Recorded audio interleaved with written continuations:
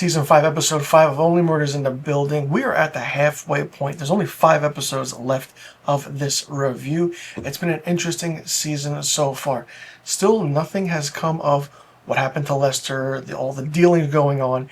And the episode starts off where we see Oliver, Charles, and Mabel showing Detective Donna, played by Divine Joy Randolph, the Velvet Room. And what's happening, what's going on. But things have been cleaned up in the Velvet Room. The tear on the poker table is not there. Certain things are missing, certain things are gone. But Oliver finds a shrimp tail. And he says that during his wedding day, he ordered 5 buckets of shrimp, but only, 6 buckets of shrimp, but only 5 showed up. So the shrimp joke is a kind of a running thing a little bit in this episode. Also, we see Charles kind of get on testosterone because he said it's good for the body. His doctor recommended it. This episode is really, really funny. Not only that, we see Charles on a dating app as well. And all the while, he's going to meet Sophia. And they kind of hit it off, go back and forth. In the restaurant, we see Mayor Tillman show up. Sophia's sons are there. It's a whole crazy conundrum of things going on. But while Charles and Sophia are doing their thing, you see Oliver and Mabel kind of going around the Arconia and speaking with every worker about certain things, how things are changing, what's going on, how they said Lester was the last of the good people. And Oliver and Mabel kind of go into the workers' break room and they see certain things in there, but they don't like that a robot is taking their jobs. So the story and episode is kind of relevant, which is really, really interesting. And kind of Oliver says, listen, I'll listen to you. I'll back you up and everything. They have a discussion with the entire building, and it's really, really funny. And then we see in a hilarious scene while Charles is talking to Mabel, the robot gets thrown off the roof. And it's like, what? That was so unexpected. We then see more things happening where the entire aspect of the episode is focused on the tongue-tied. What is it? Tommy the Tongue, is it a person? Well, we find out it's not a person, but it's a company. Detective Donna looked into it and says that you need to stop what you're doing because this is not good.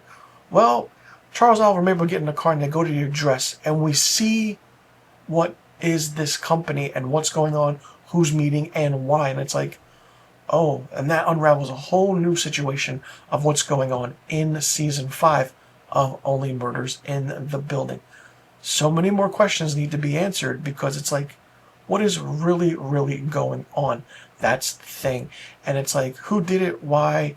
And more so, usually by episodes 7, 8, or 8 and 9, we get the closure of, okay, we see who did it, who done it, and in episode 10 usually pushes onto the aspect of being the last episode of a season and giving us the next season or the next kill or murder. But how this is playing out is really interesting. We've only seen the billionaires in a few episodes. How are they connected to everything? What is the whole thing with Sophia, her husband, her mob boss husband, her fake mob boss husband going out and doing things? What's with the poker table games, the Velvet Room, what's happening, what's going on? What is the secret behind the Arconia? What is happening more and more? That's the big question that needs to be answered. And, will they once again solve a murder, or will it be the first season where they can't figure it out? We're at the halfway point. The first half is done. We're now on to the second half of Season 5. It's going to be interesting to see what happens and how everything, transpires. Who's in on it?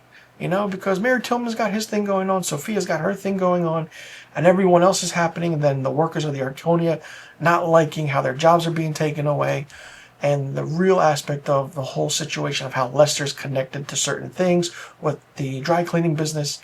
Like I said, so much to unwrap still, and we're only halfway through. Let me know in the comment section what you thought about Season 5, Episode 5 of Only Murders in the Building, titled Tongue-Tied. Did you like it? Did you not like it? What did you think of it? What do you think is going on in this entire season? Who do you think done it? Do you think they'll be able to solve it? Or do you think that it'll keep continuing? And, what is the real cause of everything? What was your favorite scene? What was your least favorite scene? And how do you like the characters progressing so far this season? And do you think it's been better than the previous 4 seasons of this show? Let me know in the comment section about all the questions I just asked. I'm Mr. Filmstock. Thanks so much for tuning in. I'll see you all in the next review video. And be sure you tune in next week to my Season 5, Episode 6 review of Only Murders in the Building.